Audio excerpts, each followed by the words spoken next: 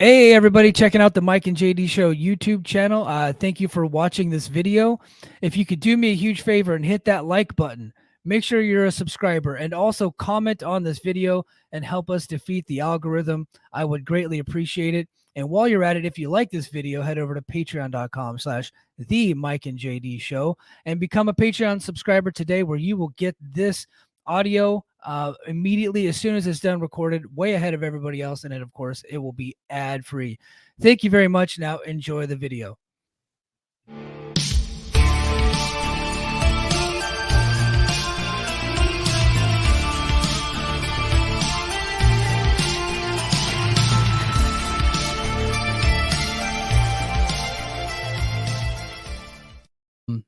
But her boyfriend, or I don't know if they're fiance, if they're married or what, but Riddick Moss, now that's a guy that they could get behind 100%. Impact today should be calling that. Like, they should already have the messages out to Riddick Moss. Say, hey, Riddick Moss, do you want to be the next Steve Macklin? Do you want to be the next Drew? Do you want to be the next Cody, Matt Cardona? Do you want to be the next W. Morrissey? Do you want to rebuild your career? Do you want to fight for it? Do you want to earn it? Do you want to rebuild your name? Do you want to do something else besides be a formerly known as WWE guy? Reinvent yourself, make a name for yourself, get over, get the work in. We got you.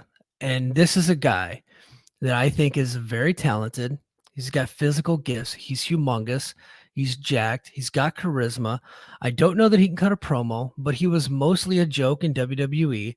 They tried some starts and stops with him, but they never got behind him. And he seems like the type of guy that really wants it. He's got the passion for it. So if I'm Impact, I'm calling this guy yesterday.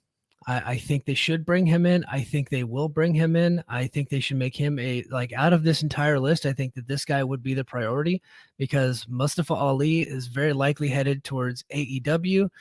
And if not, maybe you take a flyer on him, maybe you work some matches with him, or you let him suffer a little bit, go out there, work the indie scene. And as his independent rate comes down a little bit, then you bring him in. Riddick Moss, you go right away. Right away. You bring him in hard to kill in Las Vegas.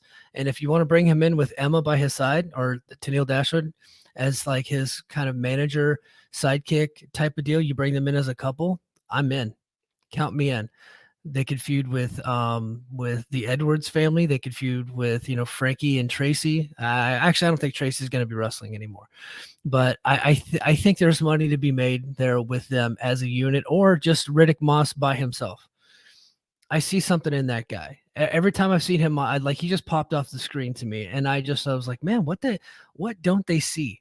He seems like to be the prototype of what the WWE would like. But they just haven't really gotten behind the guy. And they gave him, he was called Madcap for a while. He was like Baron Corbin's sidekick. I'm just like, what are you guys thinking? Like, this could be a guy for you. Not the top guy, but a guy, right? So Impact. Listen to me, Impact. Listen to me, Impact fans. Let's get behind Riddick Moss. Let's bring him to Impact. I think they could do something with this guy. So 100% Riddick Moss. But in conclusion to the WWE talent release situation and where they fit in with Impact, as far as I'm concerned, the only one on the list that they should absolutely go after right away is Riddick Moss. And if it means bringing in Emma too, bring Tennille Dashwood, bring old Tennille back. If it means that you can get your hands on Riddick Moss, because I do think that guy's got something. Everybody else, let them suffer. Let them go prove themselves on the indies.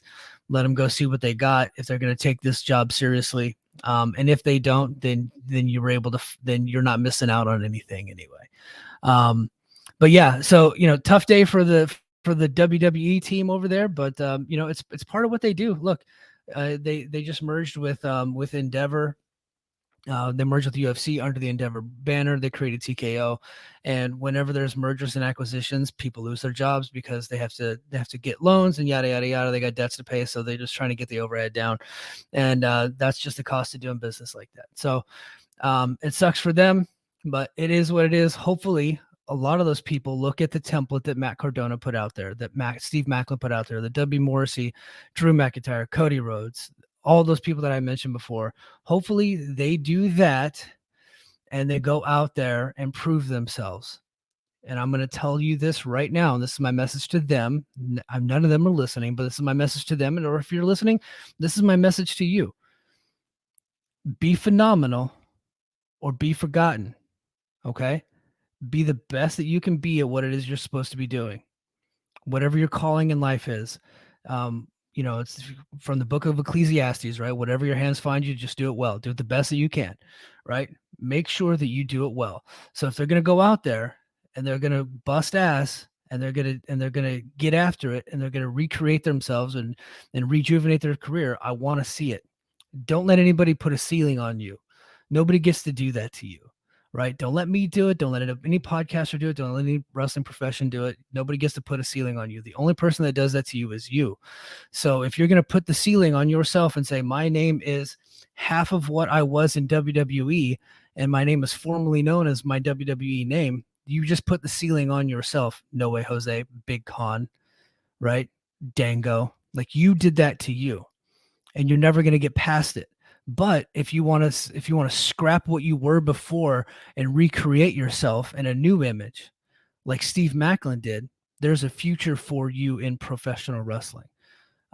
You can make money doing that. So I hope that they get after it. I hope that they're willing to do that. But time will tell. Most of them won't. I got to be honest. I've seen this time and time again. Most of them said you haven't seen the best of me yet. Yes, we have. And it's unfortunate, but I hope that I'm wrong.